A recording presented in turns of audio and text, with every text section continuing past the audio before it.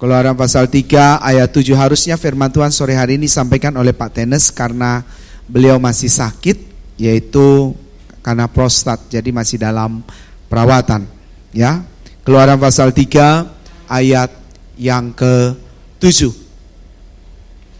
Dan Tuhan, sudah, saudara? Ya, kalau saudara belum bisa saudara lihat di multimedia di depan. Ya, dan Tuhan berfirman, aku telah memperhatikan dengan sungguh kesengsaraan umatku di tanah Mesir, dan aku telah mendengar seruan mereka yang disebabkan oleh pengerah-mengerah mereka. Ya, aku mengetahui penderitaan mereka. Ayat 8.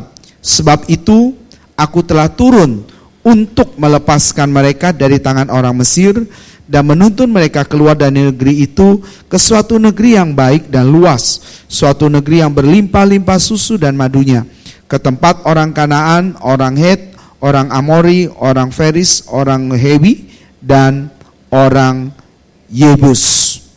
Saudara, izinkan saya pada sore hari ini berbicara tentang Allah yang tampaknya terdiam. Kita tahu semua Allah tidak pernah terdiam. Allah selalu berbicara, Allah selalu mendengar. Tetapi seakan-akan kalau saudara baca dari Keluaran pasal yang pertama sampai dengan Keluaran pasal yang ketiga ini, Allah terkesan diam. Allah terkesan lambat untuk menjawab. Allah terkesan seakan-akan hanya tidak mau memperhatikan apa yang menjadi seruan umatnya. Tapi sebenarnya Allah tidak pernah terdiam. Allah selalu mendengar. Allah selalu mendengar. Nah, oleh karena itu saudara, izinkan saya berbagi kepada saudara pada sore hari ini berbicara tentang Allah yang tampaknya terdiam. Kalau kita mau mengerti akan firman Tuhan ini, maka kita akan belajar ada 3 hal. Yang pertama adalah Allah itu kelihatannya diam sebab Allah sedang merencanakan sesuatu. Pertama, Allah merencanakan sesuatu. Yang kedua, Allah mencari orang untuk menyelesaikan sesuatu. Dan yang ketiga, Allah melaksanakan segala sesuatunya.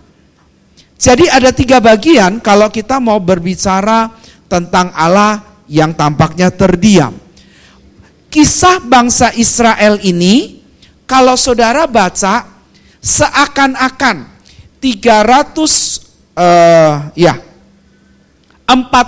tahun dalam perbudakan, 400 tahun seakan-akan Allah diam, tidak bicara apa-apa.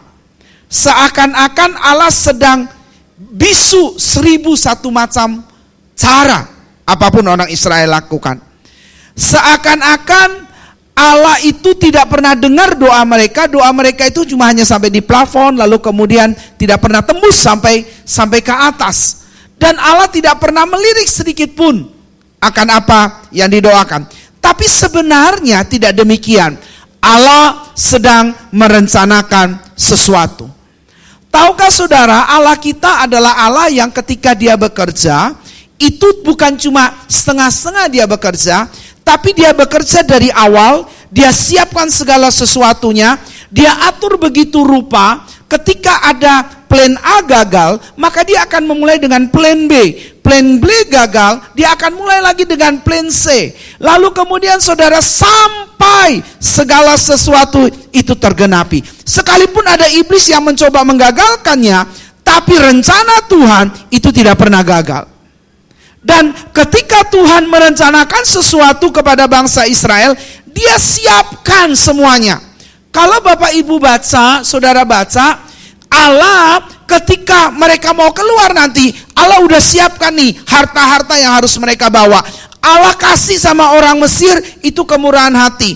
Orang Mesir mengumpulkan harta banyak, tapi kemudian itu disiapkan Tuhan untuk orang Israel ketika mereka keluar dari Mesir. Dan pada waktu mereka keluar dari Mesir, saudara, sebelum keluar Allah udah siapkan nih bagaimana caranya supaya bangsa Israel ini percaya sama aku. Selama 400 tahun mereka tidak pernah dengar suaraku. Selama 400 tahun mereka cuma hanya dengar orang lain cerita, orang tua cerita tentang yang namanya Tuhan, tentang yang namanya Allah. Mereka cerita tentang leluhur mereka, Bapak Abraham dan sebagainya. Mereka tidak pernah melihat Allah yang sesungguhnya itu bagaimana. Lalu kemudian Allah mensiapkan ketika bangsa Israel mau keluar, dibuatlah mujizat demi mujizat. Tujuannya cuma satu, supaya orang Israel bisa lihat ada Allah yang hidup. Dia siapkan semuanya. Dan kemudian ketika keluar dari tanah Mesir, saudara, ketika Musa memimpin lalu kemudian keluar, saudara, mereka bawa semuanya, saudara. Semua harta, mulai dari seperti orang pindah rumah, Bapak Ibu sekalian. Lemari apapun yang besar dibawa, saudara. Binatang yang kecil yang apapun dibawa, semuanya dibawa. Harta apapun dibawa. Bahkan Alkitab bilang ketika mereka mau keluar nih, mereka ngomong sama tetangga. Lalu tetangga orang Mesir itu bilang, ini bawa nih. Dikasih hartanya sama mereka. Untuk apa? Ketika mereka di padang gurun, Allah sedang mempersiapkan supaya apa? Mereka bangun bait Allah. Barangnya dari mana? Dari orang Mesir. Emas, perak, perunggu, semuanya dipakai. Kain, saudara. Nah, tujuannya cuma apa? Allah sedang siapkan segala sesuatunya dengan baik. Bahkan sampai nanti ketika mereka masuk lewati laut Tiberau, Allah udah siapkan semuanya. Sampai di padang gurun, mereka mau makan apa? Mereka dikasih. Mereka bilang bosan, apa yang ada? Tuhan kasih roti. Udah roti, udah bosan tiap hari, makanya dikasih daging. Udah daging, dikasih apa lagi, saudara? Kasih air yang terbaik. Saudara, saya pernah ngeliat di Marah, di padang gurun yang mereka bangsa Israel lalui itu, saudara. Marah itu sumurnya cuma kecil. Yang dibilang batu keluarkan air, itu begitu airnya keluar, ditampung di tempat, itu sumurnya kecil. Tapi itu bisa kasih minum 1 juta lebih manusia bangsa Israel. Itu hebatnya Tuhan. Sudah pahit. Saudara tahu gulanya dari surga? Disuruh cuma kasih kayu aja. Kemudian air itu jadi tawar, bisa diminum. Itu enggak pakai formalin, enggak pakai kimia, saudara, pasti sehat. Minum. Alasan yang pertama, Allah nyiapkan segala sesuatunya. Yang kedua, saudara, ketika Allah sudah siapkan segala sesuatu nih, kalau Bapak Ibu baca pasal 3, sudah selesai Allah siapkan, baru Tuhan cari orang. Dia cari orang, dia ketemu dengan Musa. Saudara tahu kenapa Musa ada? Itu karena apa yang Tuhan lihat itu sama seperti yang dilihat oleh orang tua Musa. Lalu kemudian ketika orang tuanya ini komit sama Tuhan, maka pada saat itu juga Tuhan juga berkata iya. Mari buka dengan saya Kisah pasal yang ke-7, ayat yang ke-20 kalau tidak salah.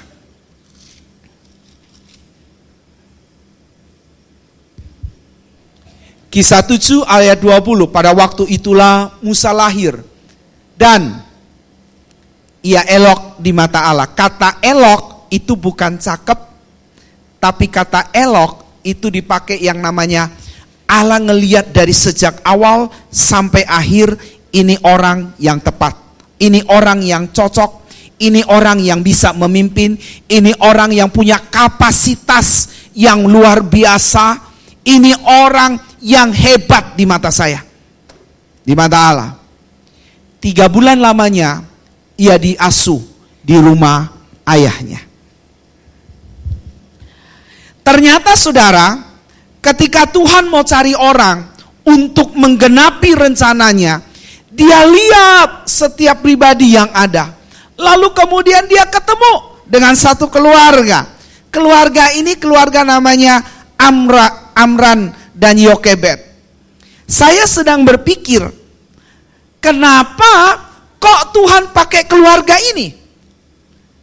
Karena kenapa Bapak Ibu? Kalau Bapak Ibu baca dalam Alkitab, Musa itu bukan tipe orang yang pintar ngomong loh. Dia tidak seperti kayak Surya Paloh yang fasih ketika orasi. Dia tidak seperti kayak kayak Ahok kalau ngomong itu cerot gitu saudara. Dia itu tidak pintar ngomong seperti si Poltak, saudara. Siapa namanya tuh? Nah, si Luhut itu saudara. Dia tidak pintar seperti si Luhut orang Batak itu, saudara. Ya si Poltak itu, enggak, dia bukan tipe orang yang pintar. Karena Alkitab berkata, dia itu gagap. Saya cuma kira-kira ya, analisa saya. Pada waktu sementara mereka kan kerja rodi nih, orang Israel dijadi kerja paksa. Lalu kemudian sementara sudah selesai, mungkin papa mamanya ini pulang karena waktu itu mungkin ada Harun sama ada Miriam, itu masih kecil lah ya. Harun sama Miriam masih kecil. Pada waktu mereka masih kecil, lalu kemudian bapaknya ini sama mamanya ketika pulang dari kerja rodi, mereka mungkin bilang, aduh Tuhan, kapan Tuhan mau bebaskan ini? Kasihan, lihatin orang-orang itu. Kasihan, aku juga ini. Tuhan, daripada susah gini, mendingan Tuhan cari orang. Kalau memang Tuhan mau, pakai aku juga boleh, pakai anakku juga boleh, pakai siapa saja juga boleh deh. Supaya apa? Supaya ini bebas, supaya ini merdeka. Gitu. Saudara, mungkin orang tuanya cuma ngomong kayak begitu aja. Saudara cuma ngelindur gitu aja. Cuma perkataan, cuma ngomong basa-basi mungkin sama Tuhan. Tapi kemudian ini ditangkap oleh Tuhan. Lalu kemudian Tuhan pakai keluarga ini untuk melahirkan Musa. Saudara, minggu kemarin ketika saudara dengar khotbah Pak Freddy Sutisna, pagi dia bercerita tentang bagaimana dia itu lahir itu dari kandungan ibunya udah digugurkan. Lalu kemudian ketika lahir itu suara bayi kalau tidur ngoroknya dari sini sampai di depan itu kedengaran. Itu loh. Itu anak yang mau digugurkan, udah dikasih minum obat, udah mamanya jingkrak-jingkrak gitu ya. Banting kiri, banting kanan supaya keluar anak itu, tapi enggak keluar-keluar. Kemudian ketika keluar, orang ngelihat, aduh modelnya, lalu kemudian dengar suaranya. Bahkan ada ibu hamil yang ketika keluar datang, begitu jenguk mama, jenguk keluarga ini, lalu lihat anak ini, lalu ibu itu hamil besar, lalu ibu itu tambah terasa ngomong begini, amit-amit cabang bayi, amit-amit cabang bayi, amit-amit cabang bayi, amit-amit cabang bayi. Maksudnya jangan sampai anakku tuh kayak gitu loh, anakku kayak gitu. Saudara tahu, saudara, begitu mamanya walaupun dengar, itu kado orang itu dibuang. Kenapa? Orang tua sejahat-jahatnya, ketika anaknya dibilang kayak begitu, pasti dia marah. Ya. Lalu kemudian dia dewasa, lalu kemudian dia jadi hamba Tuhan. Ya. Itu mulai pelayanan dari Semarang itu 0. Keluar dari Pak Freddy itu dari latar belakang keluarga yang bukan, maaf bicara, bukan orang sederhana, tapi orang mampu. Tapi dia keluar dari Bandung, lalu kemudian dia mulai perintisan sendiri. Kakaknya, saudara tahu kemarin cerita, gagap. Ya. Maksud saya adalah begini Bapak Ibu. Oh ya, tadi pagi lagi Pak Andreas dari gereja GSY Balikpapan Baru, dia juga cerita seorang yang penakut, seorang yang hanya sembunyi, tapi seorang hanya satu-satunya dipanggil di desa itu, tapi jadi hamba Tuhan, dan satu-satunya yang tidak punya kapasitas, tapi dipanggil oleh Tuhan. Saudara, ketika Allah mau pakai rencananya, digenapi dalam rencananya kepada siapa saja, maka Allah pilih orang. Dan Allah pilih orang bukan lihat tampangnya, Allah pilih orang bukan lihat kapasitas kemampuannya, Allah pilih orang bukan lihat kehebatannya, Allah pilih orang bukan lihat kesempurnaannya, tapi Allah lihat orang adalah Allah lihat hatinya orang itu. Jadi saudara, ketika saudara berkata, Tuhan pakai aku menurut kehendak-Mu, maka Tuhan sedang siapkan satu rancangan yang indah dalam hidup saudara. Sekalipun saudara belum lihat sekarang, percayalah, jalanmu adalah jalan-jalan Tuhan yang menuju kepada masa depan yang penuh dengan pengharapan. Tuhan cari orang. Ketika segala sesuatunya udah jadi, dia cari orang, dia ketemu. Ketika dia mau bebaskan bangsa Israel, dia cari, ketemu, namanya Musa. Ketika dia mau memimpin bangsa Israel, supaya apa? Perintahnya, kehendaknya, kemauannya itu dimengerti oleh bangsa Israel. Dia cari, dia ketemu dengan Daud, seorang yang bisa membuat hati bangsa Israel mengerti kehendak Tuhan. Ketika dia mau hadir dalam dunia ini, mau nongol dalam dunia ini, saya berkata dia bukan lahir karena memang dia sudah ada sebelum dia lahir. Dia mau hadir dalam dunia ini karena dunia ini milik dia. Dia cari, siapa nih wanita yang bisa menolong saya, yang bisa melahirkan saya. Proses Allah itu tetap proses seperti proses manusia. Tidak serta-merta ujuk-ujuk dari langit seperti Superman, tiba-tiba ada satu bayi lahir nongol gitu, saudara. Enggak, dia pakai manusia untuk melahirkannya, untuk menghadirkan dirinya. Lalu kemudian dia cuma pinjam rahim Maria. Dia ketemu dengan Maria, seorang yang tulus hati, seorang yang seperti hatinya Tuhan, yang menjaga hidupnya dengan benar, dengan kudus. Dan dia ketemu dengan Maria. Dia mau beritahu kepada semua manusia bahwa kalau kamu menjadi orang percaya, memiliki iman, dia cari dan dia ketemu dengan yang namanya Abraham. Dia mau supaya ada satu orang yang bisa beritakan kemanapun berita Injil ini. Sebab Roma pasal 1 ayat 17 berkata, Injil itu adalah kekuatan Allah.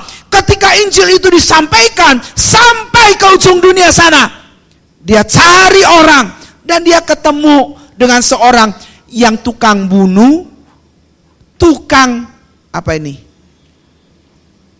Pokoknya bikin onar. Tapi kemudian dia ubah orang itu menjadi orang yang bisa beritakan Injil. Namanya Paulus. Saya percaya hari-hari ini ketika saudara ngelihat kondisi sekarang, orang yang kita paling benci bisa jadi itu menjadi orang murid Tuhan yang paling setia. Saudara, dia cari orang. Kemudian ketika dia udah cari orang, saudara, baru kemudian dia lakukan, execute. Dia selesaikan. Waktu dia selesaikan, saudara, dia tahu orang itu penuh dengan kekurangan. Dia tahu orang itu dalam perjalanannya mengalami banyak masalah. Dia tahu mengalami jatuh bangun dan sebagainya.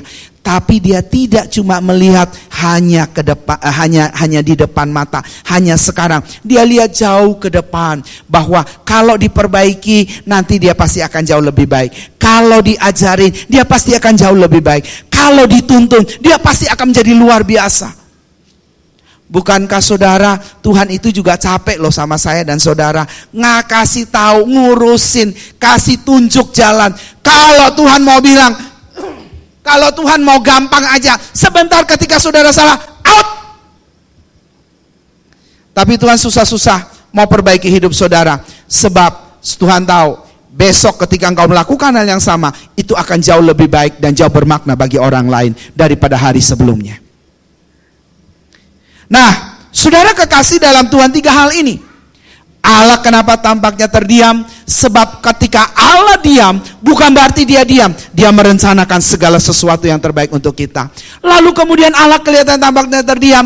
Allah sedang cari orang untuk bisa menyelesaikan segala sesuatunya. Dan yang ketiga, ketika dia udah ketemu dengan orang itu, maka dia akan melaksanakan apa yang menjadi rencana dia. Saudara, lalu apa kaitannya sama kita? Apa hubungannya sama kita? Kaitannya, hubungannya sama kita adalah begini, saudara. Kalau sampai hari ini saudara belum lihat masa depanmu seperti apa yang Tuhan inginkan, seperti yang mungkin saudara berharap, izinkan saya berbagi begini sama saudara. Izinkan saudara bertanya sama Tuhan, mulailah mencari kehendak Tuhan, lalu kemudian berkata begini, Tuhan, apakah tujuan yang Tuhan mau kerjakan itu sama seperti apa yang aku lihat? Kenapa? Sebab dibutuhkan frekuensi yang sama untuk bisa mengerti Tuhan.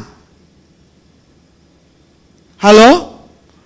Dibutuhkan frekuensi yang sama untuk bisa tune dengan Tuhan. Dibutuhkan frekuensi yang sama untuk bisa menangkap sinyalnya Tuhan. Saudara,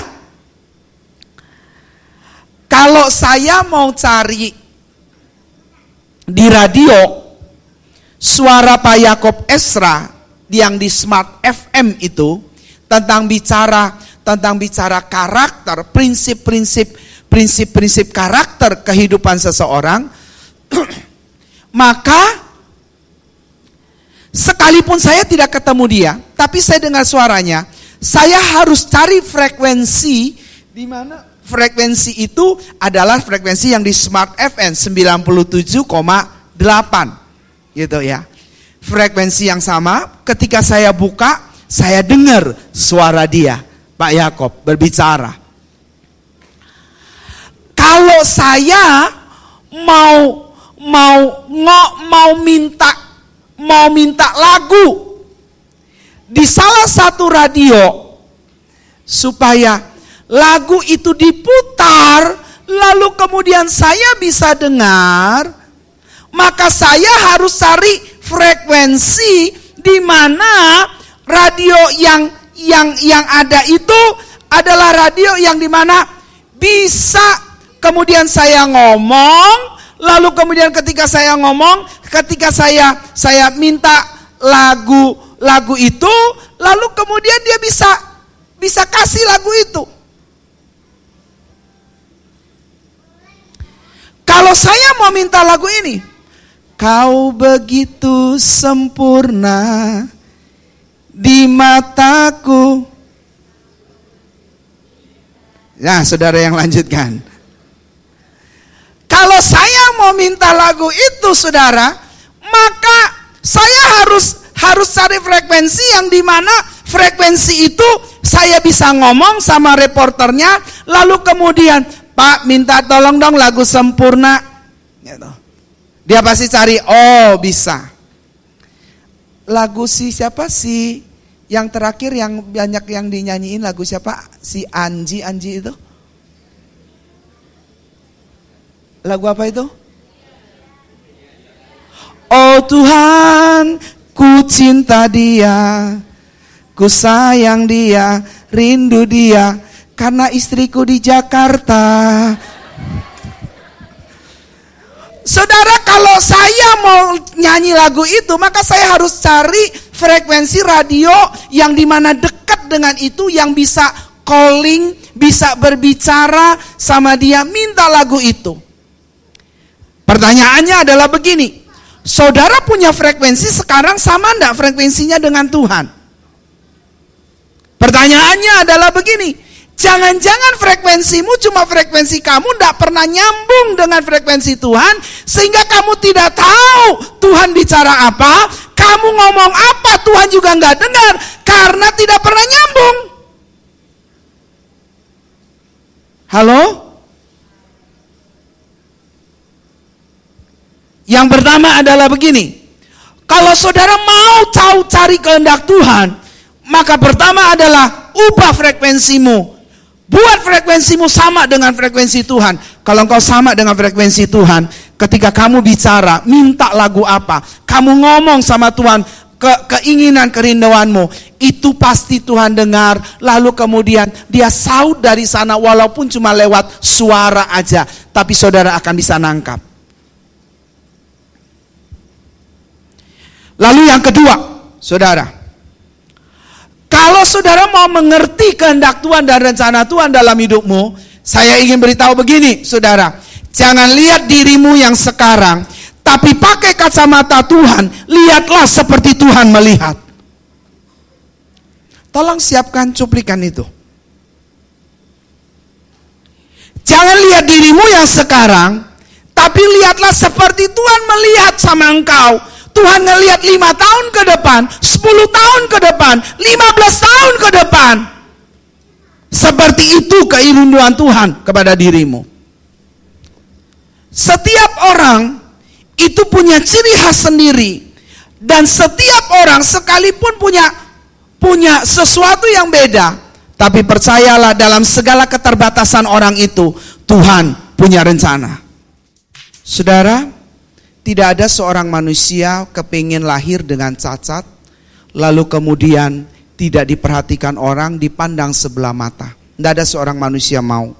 Bahkan orang tua pun tidak mengharapkan demikian. Tapi anak-anak ini mereka bisa lahir, mereka tidak menyesal dengan apa yang ada. Lalu kemudian mereka mencoba mencari sesuatu, artinya saya lahir kenapa? Dan apa tujuannya? Lalu kemudian saya harus bisa buat apa? Tanpa lagi memikirkan keadaan dirinya, tanpa lagi berpikir kok menyesali kehidupannya. Lalu kemudian mencoba melakukan sesuatu. Saya percaya orang cacat bisa seperti itu bukan dibutuhkan cuma 1-2 bulan. Bahkan sampai puluhan tahun untuk bisa melakukan itu. Dan selama puluhan tahun dia berjuang, saya percaya mata Tuhan melihat untuk itu. Mata Tuhan memberi kekuatan kepada dia. Tangan Tuhan akan menolong, memampukan mereka semuanya. Saudara yang utuh dalam hal ini tubuh saudara, saya percaya begini, ketika Tuhan panggil engkau, Tuhan ngelihat dari jauh, engkau adalah pribadi yang cocok mengerjakan apa yang sekarang aku siapkan untuk ke depan, untuk hidupmu. Ketika Tuhan bicara kepada engkau, bahwa engkau akan menjadi seorang, entah ibu, seorang bapak yang akan memaksimalkan orang lain, tidak mesti harus dikenal oleh orang. Tidak mesti harus banyak orang, mungkin hanya cuma 5 orang aja. Ketika saudara kerjakan itu dengan tekun, dengan setia, karena saudara tahu panggilan Tuhan dalam hidupmu, lalu kemudian saudara berikan hatimu pada Tuhan. Seperti itu yang Tuhan mau. Tuhan cari hati yang mau mengerjakan, melakukannya. Lalu kemudian saudara nanggapi, walaupun cuma 5 aja, tapi kemudian menjadi 5 orang yang hebat-hebat. Saudara, kadang-kadang kita terhipnotis dengan kuantitas tanpa kita sadari. Harusnya kita mengutamakan kualitas dan kuantitas itu mengikuti. Sehingga kita merasa bahwa kalau jadi hamba Tuhan itu banyak yang didoakan, banyak yang terima Tuhan Yesus, banyak yang tumbang, ada kurang lebih 10.000 dan sebagainya. Lalu kita berkata itu sudah hebat. Tetapi ketika saya hanya cuma memimpin 10 orang, tapi kemudian orang itu saya tetap intens, saya garap, saya ajari, saya maksimalkan, saya percayakan, lalu kemudian mengutus mereka, lalu kemudian mereka bisa menghasilkan sesuatu. Saya sama kualitasnya dengan orang yang 10.000 itu.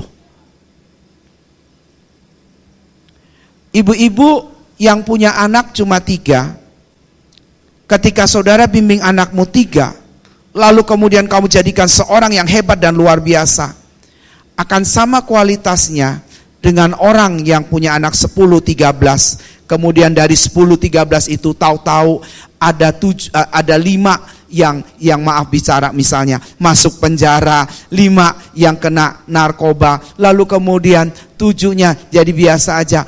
Kualitasnya sama, 3 dengan 13 atau 10. Yang Tuhan cari adalah hati yang mau siapkan buka untuk Tuhan. Amin. Amin. Tuhan bukan lihat penampilan. Kalau saudara lihat orang yang tadi jauh lebih kasihan, lebih dikasihani daripada saudara dan saya, nggak punya kaki, ada nggak punya tangan, tapi mereka bisa eksis tuh. Buktinya apa? Bisa makan, masuk ke kolam renang, nggak kecebur, nggak tenggelam, saudara, tapi bisa timbul tuh, gitu loh. Bahkan bisa juara, bisa ngapung tuh, saudara. Ya. Saudara kekasih dalam Tuhan, kalau kita mau begini, mulailah sejak dini, dari sejak kecil saudara siapkan, dari sejak kecil saudara siapkan, dari sejak dini. Mulai kapan? Mulai hari ini. Amin. Gak usah tunggu besok. Saudara berkata, Pak besok, nanti kalau saya sudah besok Pak kalau saya sudah itu. Percayalah saudara, besok kalau udah jadi gak bakalan. Percaya. Tapi kalau saudara mulai hari ini, saudara lakukan, saudara kerjakan, saudara lakukan, percaya saudara pasti akan bisa. Dian, tolong lihat di video itu tentang ada anak kecil yang main gitar. Yang video itu tolong ditampilkan itu, dan kita akan selesaikan. Saudara, saya mau begini. Yang ketiga, ketika saudara memulai Tuhan mencari hati, maka mulailah dari sekarang itu, mulai lakukan apa yang bisa saudara lakukan. Tidak perlu tunggu besar, tidak perlu tunggu tidak perlu saudara harus lihat nanti sudah betul-betul mapan lalu kemudian saudara melakukan atau mengerjakannya. Tapi mulailah dari sekarang, dari hal-hal yang kecil. Kemarin awal bulan saya berbicara kepada Bapak Ibu sekalian, Tuhan, Lukas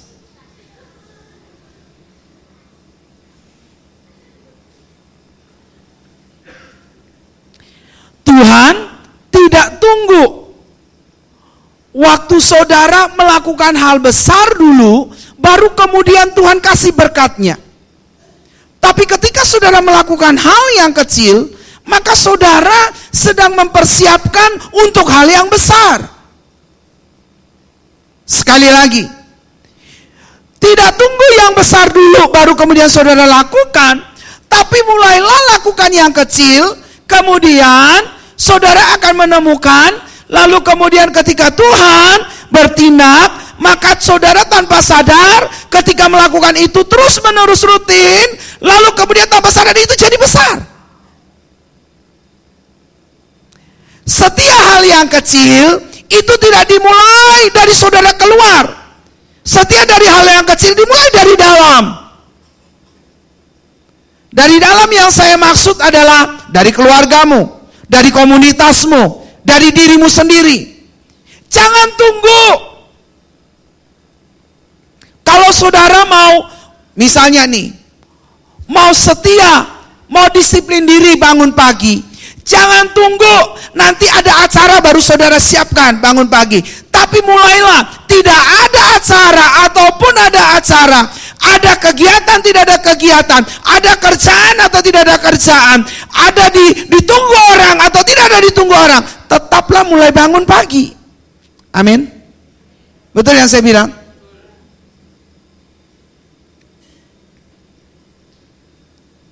Saudara coba lihat cuplikan ini. Saya percaya anak-anak ini kalau saudara lihat, aduh kok bisa dari kecil mereka udah disiapkan. Ya. Saudara saudara lihat enak ya, tapi mereka memulainya perjuangan itu tidak mudah. Mungkin setiap hari dicekokin, dimarahin, Lalu kemudian habis selesai itu tangannya, aduh kepalan semua. Itu saudara, rasanya gak enak. Tapi mereka terus ngelatih, dimulai dari hal yang kecil. Mungkin petikan pertama baru kali dipetik kali saudara. Teng, teng, teng. Rasanya suaranya buntek saudara. Tapi mereka terus berlatih, terus berlatih. Saya ingin mengajak kita semuanya. Kalau panggilan Tuhan mau terjadi dalam hidup saudara, tidak seketika itu juga terjadi. Dibutuhkan saudara juga mau melatih dari hal yang kecil, sehingga terbiasa untuk menjadi hal yang besar. Amin. Dimulai dari apa? Jangan marahin Tuhan, jangan bertanya Tuhan, tapi belajarlah berpikir bahwa dalam segala hal Tuhan itu punya planning yang lebih baik, rencananya yang lebih sempurna. Saudara cuma planning cuma sampai kira-kira usia 30 tahun, tapi Tuhan punya planning dalam hidupmu sampai 80 tahun. Saudara punya planning mungkin cuma pekerjaan untuk apa semuanya cuma hanya 10 tahun, tapi Tuhan punya planning dalam hidupmu 25 tahun. Planningnya jauh lebih baik dari planning saudara. Tapi saudara, untuk bisa mendapatkan planning itu, bisa dapatkan rencana Tuhan itu, yang kelihatannya tampaknya berdiam, sebenarnya Allah tidak terdiam. Allah sedang merencanakan sesuatu dalam hidup saudara. Lalu kemudian dengan cara apa? Dengan cara belajarlah untuk mengerti Tuhan. Punya tune dengan Tuhan, frekuensi yang Tuhan yang sama dengan Tuhan. Lalu kemudian Tuhan cari hati, buka hatimu untuk Tuhan. Izinkan Tuhan berkarya lebih jauh dalam hidup saudara. Kalau itu sudah, lalu kemudian saudara mulai belajar dari hal yang kecil, hal yang sederhana. Nggak usah tunggu orang lain dulu ngomong, nggak usah tunggu orang lain dulu bicara, nggak usah tunggu orang lain buka suara kepada saudara. Apa yang saudara bisa lakukan dari hal yang kecil, lakukanlah itu. Pada waktu saudara lakukan itu, percayalah, waktu Tuhan bunyikan gong untuk mempersiapkan segala sesuatu, saudara udah siap. Amin. Dimulai dari apa? Dimulai dari hari ini, bukan esok. Terakhir sebelum saya tutup, saudara, apa yang terjadi hari ini itu karena keputusan saya yang saya lakukan hari kemarin. Dan apa yang terjadi hari esok itu adalah keputusan yang saya ambil hari ini. Sekali lagi, apa yang terjadi hari ini, saya bisa jadi hari ini, itu karena keputusan saya yang saya ambil hari kemarin. Dan kalau saya mau hari esok, maka saya harus mengambil keputusan hari ini. Keputusan hari ini menentukan hari esokmu. Kalau hari esokmu jauh lebih baik, hari ini ambil keputusan untuk berikan hidupmu pada Tuhan. Kalau keputusanmu besok, kalau engkau mau melihat 25 tahun kemudian, 35 tahun, 40 tahun kemudian, saudara melihat hasil yang luar biasa, mulailah dari hari ini saudara memutuskan setia dengan hal yang kecil, belajar untuk lebih taat, belajar lagi punya frekuensi yang sama dengan Tuhan. Percayalah, hari esok itu sudah menanti saudara, karena hari ini saudara ambil keputusan. Tuhan